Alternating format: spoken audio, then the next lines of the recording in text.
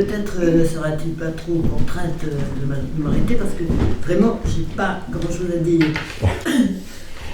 Si ce n'est, disons, par rapport à l'époque où j'ai commencé, moi j'ai commencé à faire un petit peu de collectage en Anjou, c'était pas un démarrage, mais ça part de l'enregistreur.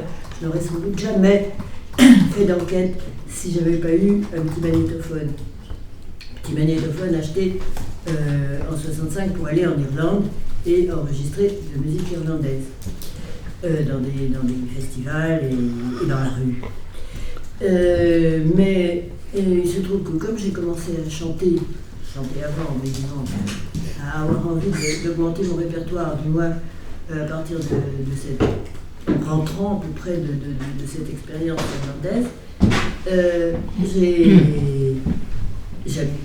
j'étais déjà à Paris, mais mon père étant à Angers, j'y revenais souvent. J'ai voulu, je me suis dit, tiens, si je dois chanter des chansons, pourquoi pas choisir des chansons de l'Anjou, puisque j'habite en Anjou, à ce moment-là.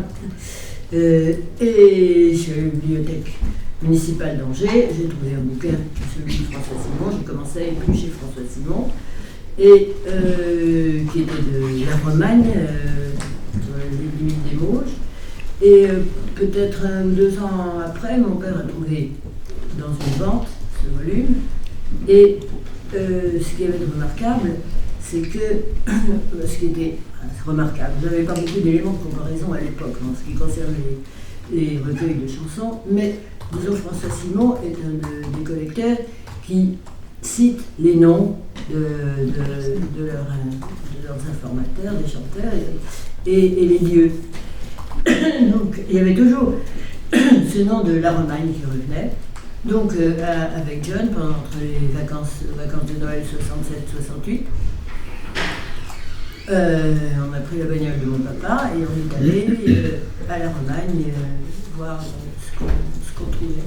On n'avait aucun élément, autre qu'un bouquin qui était quand même, bon, là je vous parle de 67, un bouquin qui était quand même sorti en 1926, donc il y avait un écart de 40 ans.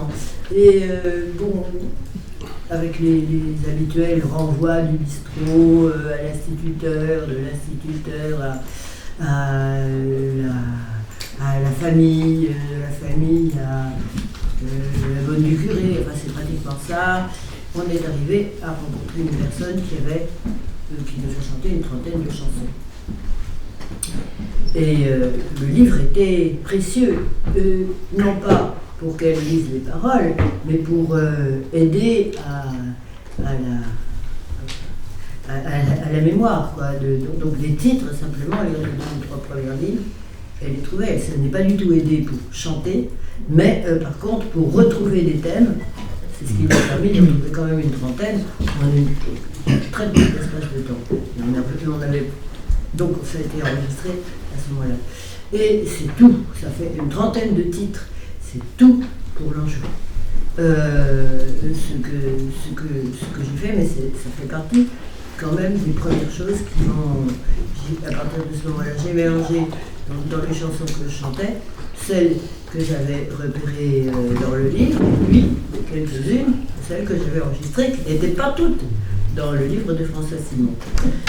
Et à cela se limite mon expérience de collectage en Anjou. Mais j'étais quand même très fière, très heureuse de ça, parce que c'était mon premier collectage personnel, quoique il n'était ni irlandais, ni d'Irlande, ni d'Écosse, ni de Bretagne, parce que j'avais fait des captations, ce serait plus juste.